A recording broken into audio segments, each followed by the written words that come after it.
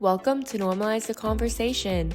I'm your host, Francesca Regeter, and today I'm joined by clinical trainer, therapist, and author of the Fix Yourself Empowerment series, Faust Ruggiero. In this episode, Faust presents the Process Way of Life, a step-by-step program that can transform your life into one that is happy, healthy, purposeful, and content. Thank you so much for joining me today. Before we begin, I want to check in. How are you really? I'm well, thanks for asking, and I hope you are too. I'm thrilled to be spending some time with you today. Likewise, I actually recently moved across the country Tuesday last week, so it's been 6 days.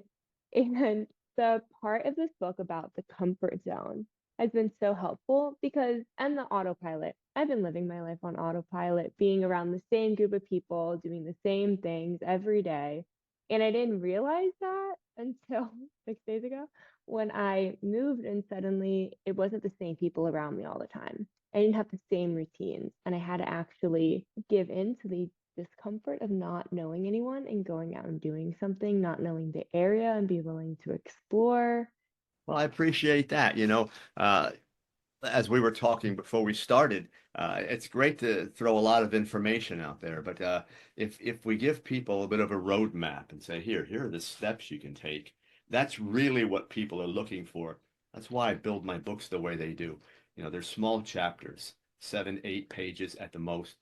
And then you can, that gives you a lot of information in a short amount of time, and then says, okay, now do these things. If you do these things are going to change for you. That's what I get the most feedback on. I don't have to labor through 30 pages of stuff, and then when I'm done.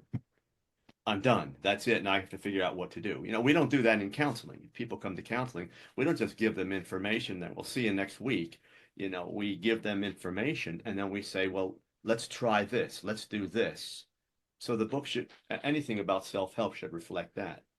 I love the action oriented steps because I go down the TikTok rabbit hole or the Instagram Reels rabbit hole, and I'll be like, 3 a.m. This is how you heal depression. It's called gratitude. And then that's it. And I'm like, okay, where do I get started with that? How do I begin to develop gratitude practices? What are different ways I can do it? Right? A lot of times it's seeing something, someone said, oh, I did this, and then that's it. You're like, okay, let me figure it out for myself. Oh, I tried this, it didn't work. I'm broken. Something's wrong with me. Down the rabbit hole. So, what I loved about this book was how there were actual steps. There were examples too, so I could understand it and what you meant. There was one with a couple and how one was kind of seeing all the positives, seeing all those good moments, and then one that wasn't. And I realized I'm destination oriented, I'm not journey oriented. And learning how that can impact how I feel on a day to day and thinking, oh, this is normal, this is the way to be. And then by the way you break it down, I learned, first of all, it doesn't have to be this way. And here's things I can do to start actively working in steps because, as you say a million times in this book, go slow. It doesn't just change overnight. Well, and the beauty in life is going slow. That's when you experience all the little things that are going to help you as you move forward. What this society, particular, and your generation, and the one even before yours, it got fast. Computers made everything fast. Then the pandemic hit, and we went 3 times as fast. And everyone's trying to get to where I don't know. When I ask people, you're going fast and you have a destination, where are you going? I never get a really precise answer because they don't know. We're just going fast. When you slow down a little bit and you give your mind enough time to think, and you say, okay, what do I want to do? Where do I want to go? How am I going to get there? What's my plan? Boy, life really changes. And then you go slow. And then as you go slow, you build little goals in along the way. And you can look at that and say, okay, I got that one. I can see how if I keep on going, I'm going to get to where I want to go. But it's not one of those things where I'm going to leapfrog all the hard work and get there and I'm going to feel great. This doesn't work that way. And that's something my dad's been trying to teach me a lot lately because I'll have these days where I'm like, why am I not successful where I want to be yet? How are other people so far ahead of me? And he's constantly breaking it down for me that well, I didn't see all those moments where other people were struggling to have enough money to have food, right? To be able to eat and keep going on their business. I don't see the moments of frustration, of tears, of breakdowns. I only see it for myself. And when I see everyone else's highlight reels and that overnight success that was 10 years in the making, I'm then comparing it to myself. And he's been teaching me that I need to one, have grace with myself and learn that it's okay to take it slow because that's where growth happens. He recently said to me, he was like, let's just say I handed you success overnight, but then it was taken away 2 days later. Would you know how to get back to that? Would you really enjoyed it? And I was like, I guess not. If everything would just happen suddenly overnight and then it was taken away, one, I wouldn't know how to build it back. I wouldn't know who I am or how I got there. I wouldn't have any self confidence and I would feel completely lost. But if I got to enjoy the small steps along the way and actually learn and grow, when I got to that moment, when I get to that moment, I will actually enjoy it. And it won't just be that destination. It won't just be, I made it. It'll be, I learned along the way and I had moments of laughter, moments of joy, moments of pain. And that's the beauty of entrepreneurship and life. Now you have to attempt to do something. You're going to have some successes, you're going to have some failures, but you get to know how you operate. You get to also have faith in yourself. So, gee, if something's taken away from you, you can simply say, all right, it's going to hurt for a while. Maybe I'm not going to like it, but I also know that I'm going to get back on track. Um, when we don't have that, we look for comfort zones, make me feel good. But the problem is, and I think your dad's right on track, there's very little learning when you're happy. You just don't learn. You're enjoying the happiness. That's all. When you are working hard and you're struggling a bit, you are learning over and over again. That's where all the good change happens. But we don't like to be uncomfortable. We want to be happy and feeling good all the time. So we try to avoid all that. So we go on Facebook and they say, do this. And we say, okay. And what? We don't know.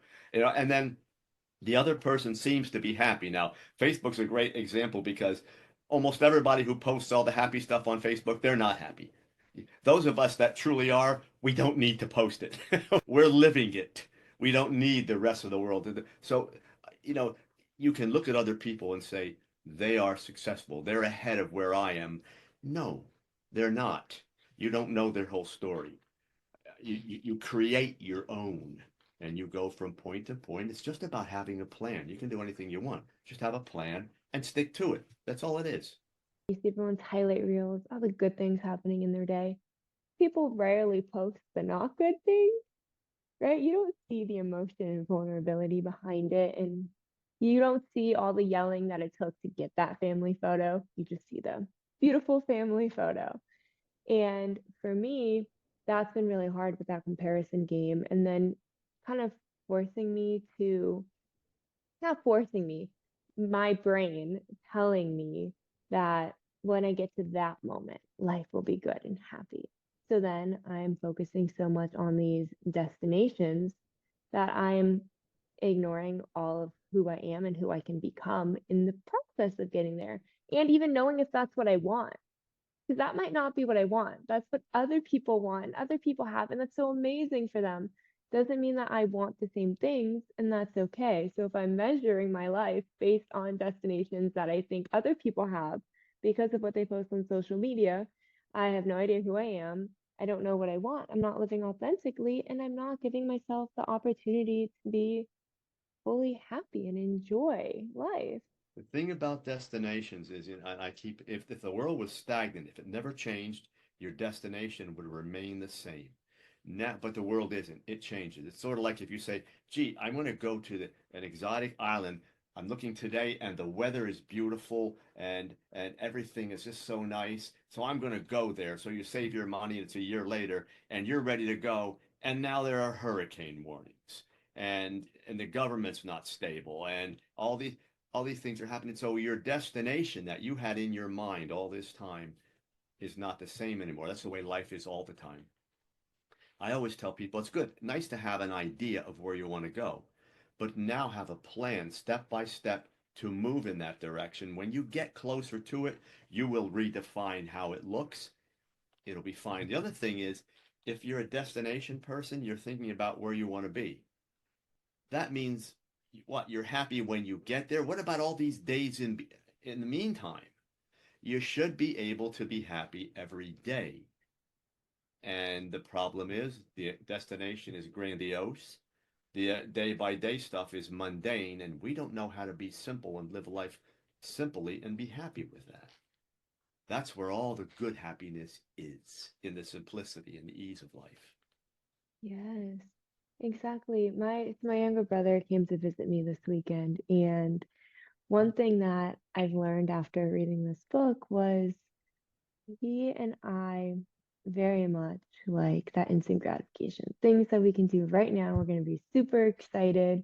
And then once that moment passes, we're like, oh, now what? And then it's like trying to find the next goal. And I've been working very hard to just find, so I'm like, let's walk a lot. There's so many walkable places. Let's go for walks. And my brother said we went to hike the Hollywood sign. And my brother was just so focused on getting to the Hollywood sign, he was ignoring the entire view the whole way there. And I was like, his name's Rock. I call him Rock. So I was like, Rock, stop for a moment, turn around, look at the lake behind you. Look how much you can see. Enjoy this moment. But he was so focused on let's get up to the Hollywood sign to get close enough to get a good picture. He did not appreciate any of the steps along the way. And that's like a very simple example of how life can feel when you, or life can look when you're constantly focused on that one destination. You're missing the moments of fresh air, of these views that you may never get to see again. And that's the again the nice part, the simple easy stuff. What happens with the brain is that the brain gets it builds a tolerance, a way the way it works with just like a drug. If you know you start with maybe you're a person that has a glass of wine, then as you keep drinking, well now it's two, now it's three, now it's four. Well, that's the way the world works. Your brain works with the world. Well, what could be a nice easy time at home? Sitting and talking and maybe playing cards or watching a movie or something very simple. We look at that and say, that's not really any fun. I want to go climb to the top of the Hollywood mountain and get to the sign because the brain says, I won't be happy till I get this big thing because we've built a tolerance up to what makes us feel good. Now, when the simple things, the simplicity of life, where all the beauty is, there's no beauty in the Hollywood sign. I mean, it's a sign. Okay. The beauty is, like you said, all that trip, all there, that's where the beauty is. The end is that's just an end point. That's all it is. Our brains now say we have to be grandiose. Well, I'll take a picture of that. I'll post it on my social media. I'll tell all the people I touched the Hollywood sign, and somehow that's supposed to make everyone, and it doesn't make anyone feel good. It's the simple stuff along the way, and the only way you get back to simplicity is to slow down and be able to live in the moment. I just trained myself to live slowly, and great, I can do all those other things, but day by day, you know, you have fun in what you're doing. It works. I when I was reading your book, there was one point where you were talking about, I mean, there's so many points talking about slowing down, but making like your list for the day. And what actually absolutely has to be done, don't overschedule yourself. Now, when I make a to-do list, I like to put everything in the world on that list. And maybe there's three things I accomplished that day. And then I'm disappointed in myself. I'm frustrated that I didn't get more done. I am over pushing myself and not giving myself a chance to breathe, making myself feel very overwhelmed and anxious to then again feel disappointed at the end. But if we took moments to just kind of, I don't want to just exist, but to just be present in the moment and to do what we need to do, but not overforce ourselves. We live in this world where it's all about, someone said this question to me once, is your life, are you content with life or is your life about producing content? And I thought, wow, I guess I'm so focused on that next book or that next podcast episode or the next degree or the next Instagram post that I forget to enjoy doing it. And I push and push. And then it's like the big thing comes out and it's supposed to be exciting. And I'm already moved on to now I need to do this. I never get to enjoy or be content with life. It's hard. You find that if again, it's about conscious thought. If I'm going to put the garbage out, to talk about okay, mundane chore, not the most exciting thing of the day, but I will infuse it with positive energy. I will sing about it. I'll be smiling. I'll be looking for a neighbor to wave. So I'm doing all that kind of stuff because though that's a chore that has to be addressed, it's also moments of my life. I can look at it and say, oh God, I gotta put the garbage out. It's starting to rain or whatever. Or I can say, more life. I have the ability to do that. What if I were stuck in a bed, I couldn't walk or whatever? I would be thinking, man, I would love to go out there and be able to take my garbage to the curb. But I can't do that because I'm stuck here. So, we take those things that are so precious and we reduce them to things that look like they're horrible. Well, you're going to live your life that way. One of the biggest things I tell people about is your internal language, how you talk to yourself. If you are negative in your head, then you'll be negative in your world, you'll be negative with your body, you'll be negative in everything you do. If in your head is positive and your language is positive and you're treating yourself kindly with your language, you will do that with everyone else and your life will change completely. It's about being positive in your head all the time if you can. And you can. It's a training program, that's all it is. One thing that I've noticed with myself is I think a lot of people are too, like prone to negative thoughts, part of being human. And a lot of times I let them take over. And then it really does negatively impact every aspect of my life. And that's something that, again, I realized while reading your book, because it does the way I eat will change, right? I won't care as much anymore. So I'll eat things that don't make me feel good. I will sit in front of the TV and binge watch a show on Netflix instead of reading a book or going outside or doing something I really enjoy. Just every aspect of my life starts to feel as dark and negative as it does in my brain. And then I become stuck in it and learning that I can have the negative thoughts. They can exist. Can't necessarily make them not exist, but I can recognize them and I can learn to rewire them. I can learn to shift them. I can learn to not let them control me. And that was something it took a really long time to get to. It's important to understand that the brain is a learning machine, but it learns with repetition over time. So if you're thinking about language and how you process language, how it processes in your brain, because language has a dual function. It represents what we think, but it also controls what we think. So, and that control what we think part is the sticky part. But the more, and it's okay to have the negative thought. It's just important to catch it. That's all I'm saying. No, I'm not doing that. That came into my head, or in my head, I started, I always call it ghost screaming. You're having this argument with someone because you're mad at them and they're not there. All this negative stuff we do. It's just important to catch it and say, no, I'm not going to do that, number one. And number two, I'm going to replace it with this kind of thinking. What you're going to find is when you get negative, your body follows along and your body almost wants to keep on going negative. So it's a dual thing. I'm going to stop talking this way and I'm going to get my body saying, all right, I feel good.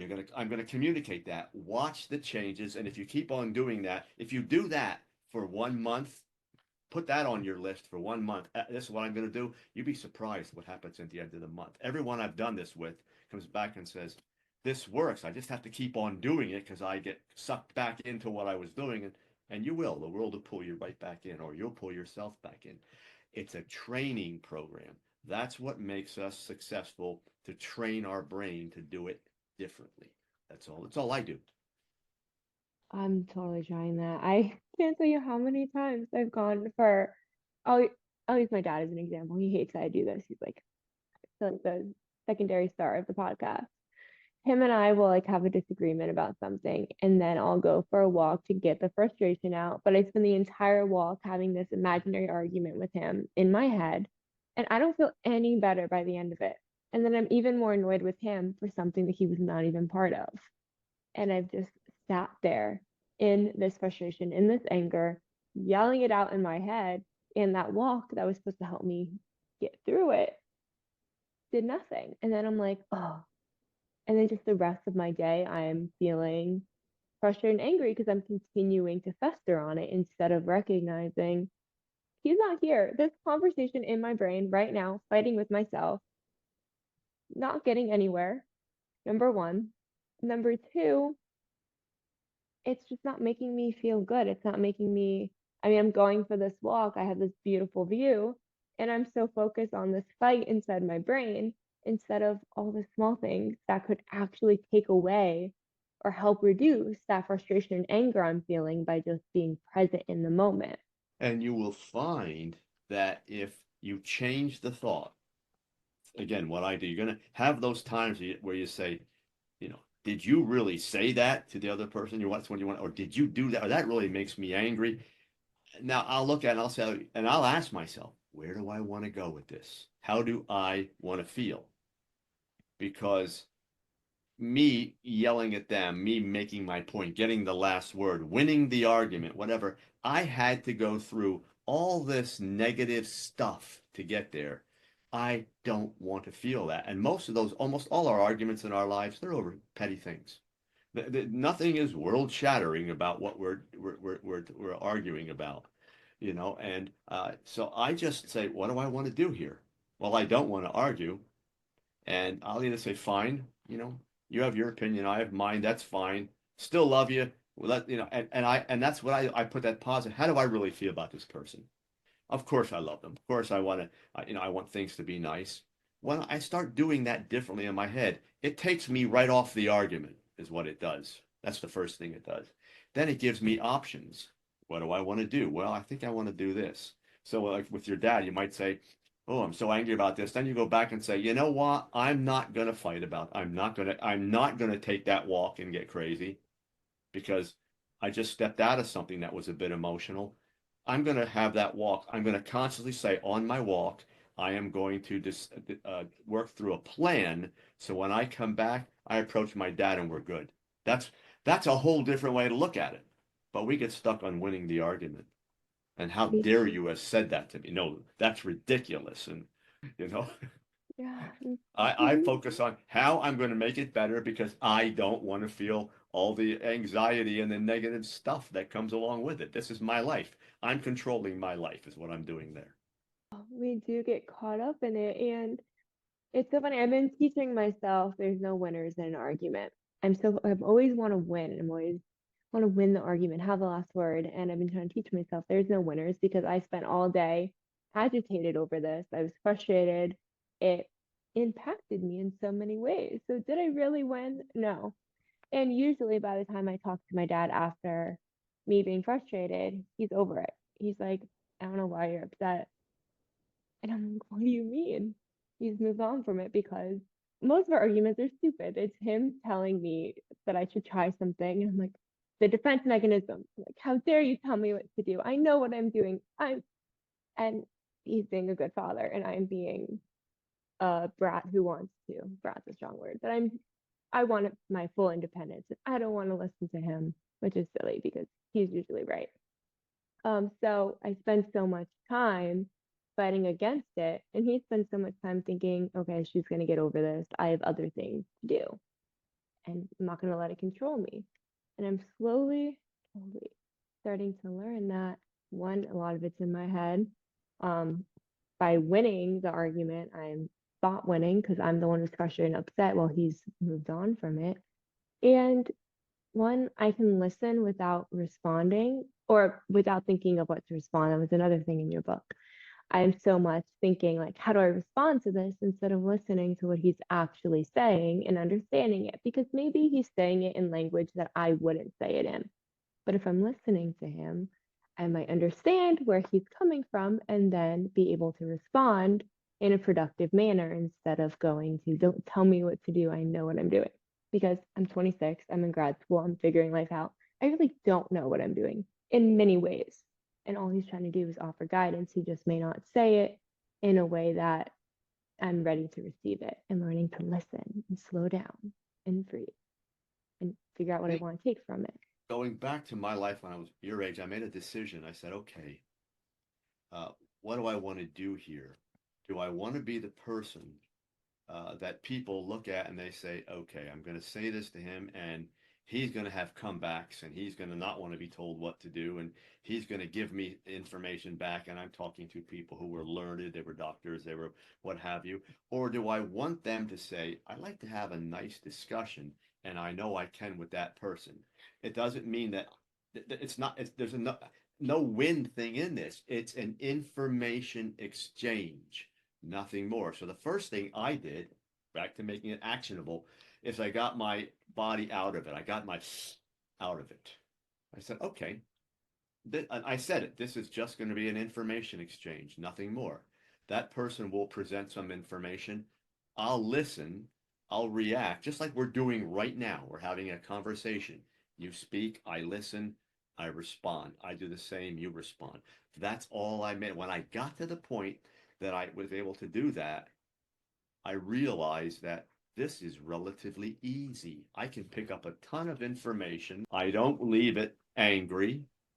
I can use some of that information. And when they saw me the next time, they're smiling and saying, yeah, I can talk to this person. What a nice, easy way to live life versus as they're talking, I'm reloading. Okay, you're saying I'm already ready to come back at you. And then I come back with something, and the listener, the other person is saying, that's not even what I was saying. Uh, So I just got away from it. So advice, you and your dad, whoever, and for anyone listening, you're getting into a discussion, make a decision to, I'm going to listen. I'm going to try to process what they say, and I'm going to try to make us a team in this information exchange. That's all. That's my only goal. That's it. If I do that, everything gets so easy. It's just it's an information exchange with no emotion. I also get my emotion out of it because there's a chapter in there I call I over E, intellect over emotion. Get your brain in first. Don't get your emotions in because your emotions kill everything. It's a virus to your brain, is all it is. Get your emotions out and just say, adult conversation. Let's do it. Yes. It's so funny reading the book and hearing you say that. That's what my dad's always saying is we need to have an adult conversation. And it's so easy to have your emotions. I mean, first of all, going into like the brutal honesty that requires, like you said, your ego, right? And letting go of some of that ego. And that's something that's very hard to do. And with the ego comes a lot of the emotions that protect you from seeing the honesty that you don't want to see. Because, of course, we want to feel really good about ourselves all the time. Of course, we want to live in this comfortable narrative of how great we are. And being able to recognize I have things I need to learn and things I need to grow, and to really just be honest in the fact that I don't know and be honest in what I do know and who I am and what I stand for, what I want to stand for, without feeling like I have to compromise myself all the time to fit into this. Learning to just listen, to be present, to be honest with myself and not respond on just emotions because my emotions are controlling what I'm thinking, what I'm feeling, how I am responding, how I'm reacting, and how I'm viewing myself. And if I'm constantly living in this reactive state, I tend to view myself as someone who's constantly being attacked, as someone who is not able to control herself, as someone who is frustrated or overwhelmed all the time. I'm attaching all these labels to myself instead of being able to separate it out. Yes, the emotions exist, but they don't have to control everything. I can take that step back and breathe and then respond when I can catch my breath instead of going straight into that defense of this is who I think that my emotions are telling me who I am and how I need to. You know, when you say that and you look at the way the world works right now, that's what everyone's doing. They're attacking first. Someone expresses an opinion, the other person attacks back, takes it personally. There's nothing to take it personally. I didn't come at you and say, you're miserable, so and so. I said, this is my opinion. And, we all say we want everyone to be, free and be able to express themselves. And as soon as they do, we attack them. So, I always look at how I am, how I'm behaving in the discussion. But I do this a little bit better. Did I listen to them? Did I give them the courtesies that I was hoping from them when they were, did I keep my voice down? Did I use profanity when I was talking to them? Did I attack them? Did I listen to them? Did I react before they were done talking? Did I interrupt them? All those things that people do. I just look and say, what could I do better when I talk to people?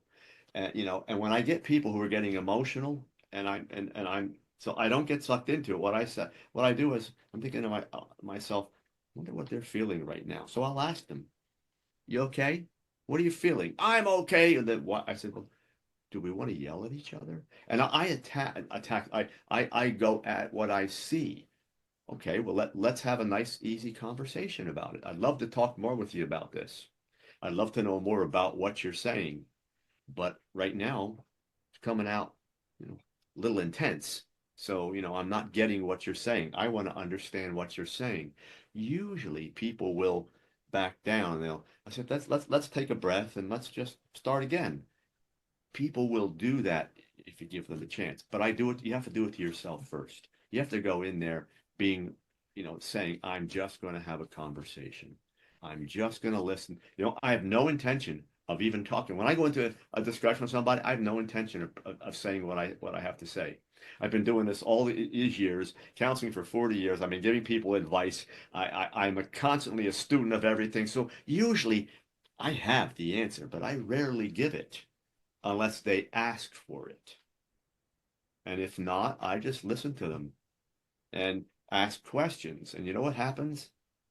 They come right around to my point of view without me ever expressing it because I just ask them questions. And if they're arguing, they're only going to go so deep because anyone who argues hasn't researched it. They don't have the information. That's why they argue. I already know when you start talking to me, I know I'm going to run out of information. So now I'll get emotional and I'll attack and I'll tell you you're wrong and I'll leave the discussion and I'm angry. And a person who has the information simply sits back and says, no, it's actually this way, but we don't even have to. We don't have to escalate to someone else's level. We And I don't. think that's We something don't that have we to say don't our opinion. Who cares? think that's something that we don't realize, right? We don't have to get our opinions in. We don't have to give someone a solution when they didn't ask for it or they're not going to listen to it anyways, right? We're entering ourselves people pleaser, entering myself into thinking I have to solve everyone's problems for them. Don't have to, can't do it. Don't have the life experience to do it in many situations anyways. So I'm inserting myself into something that's just going to heighten my emotions. And if someone's yelling at me, I don't have to yell back to get my voice heard. I can still be heard with my regular voice. And like you said, ask questions. I don't have to storm off and be like, I can't talk to you. And redirect the conversation maybe into calmness to really hear what they're saying. It's an interesting point you just said. I storm off and I say, I can't talk to you. In our minds, when we say that, we're actually trying to tell the other person that there's something wrong with them. But what we just said is, I can't. I can't talk to you. Not you can't talk to me. Not you're not treating me with respect. It's me. I can't do this with you. So I'm going to get out of here. And I'm the one that's angry. The other person's calm. Some real telltale information in there. Again, it's all about being able, 40 years of counseling people, I have zero ego when it comes to information. If you tell me you're wrong, I'll say, really? Can you tell me more? And I used to do this with my kids all the time when, when they would argue, I would just get quieter, quieter. And they would, as they're adults now, they say, you can never argue with him because you wouldn't allow. He just would get calm, get calm. And, okay, well, tell me more about your position. And they'd get about two sentences in and run out of gas. And I would say, do you want to talk more about it now? It was easy.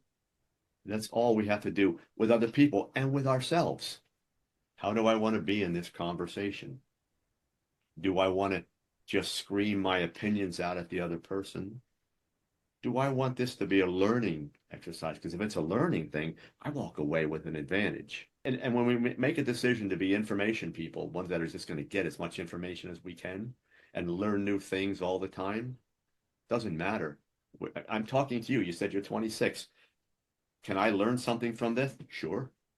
And you might say, well, what would I teach you? You've been doing this for all these years and advanced degrees and all this stuff you've been doing. It's a conversation. I'm listening. You might say, through all this, you may say one sentence that says, ah, I didn't think about that, or I didn't think about it in that way. I win. That's how you win. You don't win by beating the other person down. There's no gain there. Always Exactly. know you can learn from the other person and be willing. I was having this conversation with someone recently. So I'm in grad school doing my master's in clinical psych, and I've now started my internships. I get to see clients, and I have this one other intern that likes to tell me their opinion a lot and enters themselves into my clients. I'm like, I can't talk to you about it anyways. So why you're telling me what I should do doesn't help. And a lot of times they like to just give you solution. And I've learned to just let him talk. And then at the end, there usually is something I can take from it. Maybe it's, I didn't think about it that way. Thank you for sharing it with me. Or, you know what? I thought about it that way and that actually didn't feel right. And I learned something that didn't work. And that was good too. So it doesn't always have to be someone gives you solutions or you have the solution for someone else. It could be a solution that's not it, right? And that's something that you learned. It doesn't have to be this is the way all the time. It could be, well, this isn't the way. And I'm one step closer to figuring out what it is.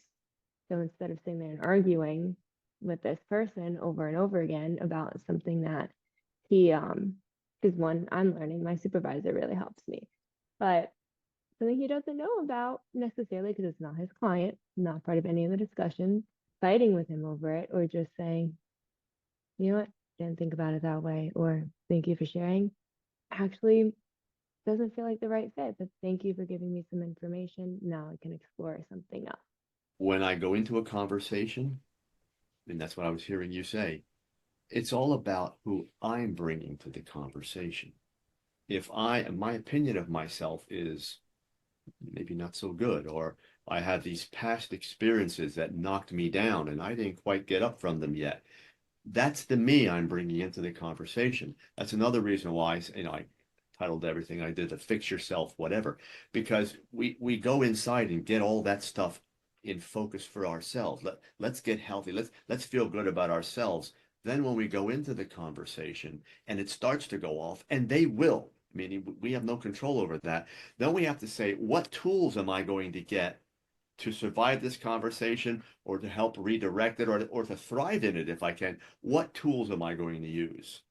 And a lot of us will revert back to the anger and the yelling and, all those kinds of things. Whereas if we build other tools into it, when it starts to go off, we go grab those and we use those. And the other thing that I always say is, I don't have to win, but B, the conversation may or may not have an ending point that is agreeable to each person, and I'm okay with that.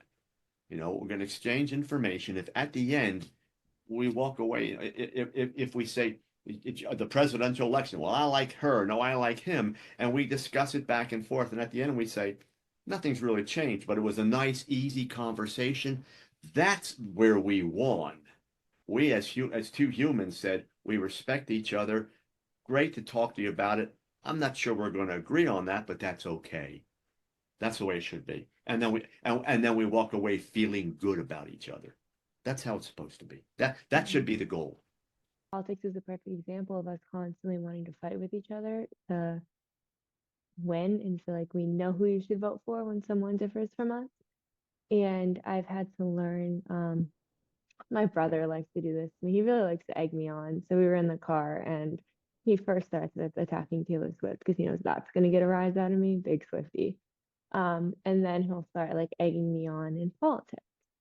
And for the first time yesterday, very proud of myself. I was like, okay, tell me more about why you feel that way. And I was like, okay, I see it differently. Let's agree to disagree. And then I changed the topic. Usually I would sit there and argue back with him and he'd argue back. And usually it's just him trying to get a rise out of me because he thinks it's funny to And he annoy his can. sister. And he And he can. knows he can. Exactly. That's the key. Exactly. I learned to just say, let's agree to disagree and change the topic to what we were going to eat for dinner. And neither one of us were annoyed. He didn't win by getting a rise out of me, but he didn't win by, or I didn't win by winning his opinion over. We both just didn't hate each other at the end of the conversation. We weren't angry. We weren't refusing to eat together. We were going to sit down for a dinner at a place he chose because he had to win that part. Had to give him something. So conversations, learning to have conversations. It's so important. And you think that's something we would learn as kids, right? You think we'd learn to listen and to respond with compassion, to not react first. And for some reason, as we get older, it tends to become more volatile. And I think a lot of topics have become more volatile because we're so focused on winning, on being right, and that instant gratification of I have to be right now. My point, my opinion has to happen right now. It looks like we're trying to win. I think what we're trying to do is to be heard. Everyone wants to be heard, to be validated, and that's why you see people posting everything. I can be heard, but we have to listen because if we don't learn the art of listening, what we put out there then has less and less intelligence in it. We have to listen in order to continue to build that intellectual repertoire, if you will, to build that knowledge base that allows us to speak intelligently. And when we don't do that, then people say, wants to listen to you. Well, let's poke at this and let's poke at that. So if we listen and not have so much emphasis on having to be heard, having to be validated. We have to validate ourselves. We don't get that from other. We think we get it from other people. That's short-lived. Then we got to keep on keep on getting it from other people. We have to validate ourselves, know that what we're doing is intelligent, feel good about our delivery, and then simply let it happen. And it works.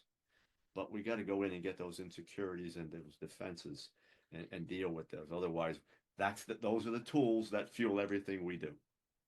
Yes, all the validation. There's so many times that I was spending waiting for someone else to validate how I was feeling or what I was doing. And then when they were validating me, it felt so good. And I was then externally motivated to do more because I wanted their approval and I wanted that validation. And the minute they took it away, everything felt shattered. And I had to learn to validate myself and be motivated within myself, find that passion within myself. Because if I'm waiting for everyone else, and one moment everyone loves you, and the next moment, if everyone makes you feel like they don't like you, and then you're left crumbled with nothing because that's where you measured your self worth.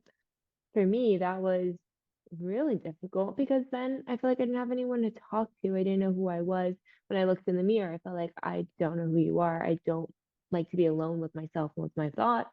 I don't have anyone to talk to. What am I going to do? Learning that I had to validate myself. And social media is one of those things where you're checking to see how many likes you get when you post. And I've had to learn that, unfortunately, in today's world, social media is a bit important. So I have to be on it, but I can set boundaries with how I'm on it. I can post and then not look to see if people are liking and commenting because does it matter that much?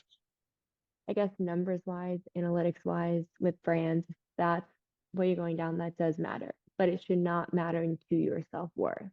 So I've learned that I have to use it, but I don't have to let it control me. Post, close it. I also set limits on the apps that I can't be on anything social for more than 3 hours a day. That way I can't sit there and go down that TikTok rabbit hole till 4 a.m. I have to actually put it away and stop validating myself and my self-worth based on are people liking it? Are they commenting on it? Are they sending me stuff? What do my numbers look like? Instead, I'm happy with what I put out there. I'm happy with the content I put out there. It was true to me. And I look forward to posting next time. I would not have any idea what numbers we post things, and I because someone asked me that question. They said, "Geez, you're getting up there. All these interviews, celebrities are coming on board to our program. Everything's going really well. You must feel really good about yourself." And I said, kind of quicksand there. If they tell me I'm the best person in the world, or they tell me I'm the worst, which one of those should affect me? And the answer is neither. If you tell me you are wonderful, that does, it's kind of stopped here. I know who I am. I know what I'm doing. I'm comfortable with what I'm doing. I didn't do it. It was never in my mind for you to say, great job. I don't care. I'll keep learning what I'm learning. I'll keep getting it out there. If people respond, that's great. The only thing I have is that I want people to be able to read these books and hear these podcasts and say, okay, he's doing some good stuff, and people are responding and people are getting a little bit better. That's my only goal. And if I keep there, the rest of it'll take care of itself. No rush.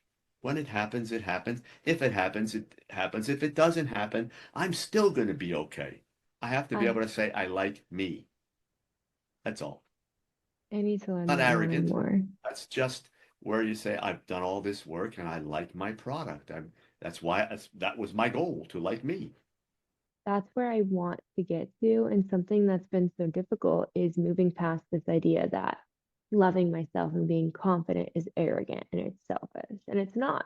You don't have to be controlled by other people's response to what you do. You're happy with it. If it's true to who you are and who you want to be, you Correct. should be allowed to feel confident with that. You should be proud of who you are and what you've created and what you're able to do. And that's something that's been like an internal battle in my head that I'm very slowly, very, very slowly moving forward on because it's Wait, important. it's the way it's supposed to be, nice and slow. Every day is Baby steps. enjoyable. Every day is seconds of my life going by. I have a little saying that I say to myself, and I don't worry about destinations and all those kind of things. I don't worry about age and time. Spiritual person, so I say, the Lord gave me all these breaths to run my life, and I intend to maximize each and every one of them. And that's how I live my life. So it's a kind of an internal passion where these are my moments. I'm passionate about those. I'm grateful from the inside, not for things I get, all those little things. I run my life that way. All that external stuff then just falls away. It has no substance. It can't live unless I give it life, and I'm not doing it. I'm giving me life. I'm giving my internal stuff life. The rest of it, I'm not playing into. I'm watching everybody fall apart with it. Why would I want to go there? To have someone be able to actually break it down and to give action-oriented steps on how I can move forward and make those changes is so powerful. So I very much appreciate you, your books, and the work you're doing. As we are wrapping up, how can people learn more about you and purchase your books? I appreciate that. Before I get there, let me say that as I'm hearing you talk, I hope that people in your generation are doing what you're doing, being in search of a better you and being willing to do the work. I have no concerns that you won't get there. You will get there. Just keep doing it and stay away from comparing and stay away from I'm not where I want to be. Where you are is exactly where you're supposed to be. And that's your platform to move out and get into the world and be able to live every day. So, just keep doing what you're doing. As far as finding me, my website's the best place. That's my name, faustruggiero.com. Thank you so much for listening to Normalize the Conversation. Don't forget to subscribe, rate, and review. This podcast is an initiative of Inspiring My Generation, focusing on normalizing the conversation, bringing education and awareness to the forefront, and amplifying global voices to spark change and hope. Inspiring My Generation is a 501c3 nonprofit organization on a mission towards suicide prevention through awareness, conversation, education, and support. Connect with us on Instagram at Inspiring My Generation and visit our website inspiringmygeneration.org to learn more about our work and how you can make a difference.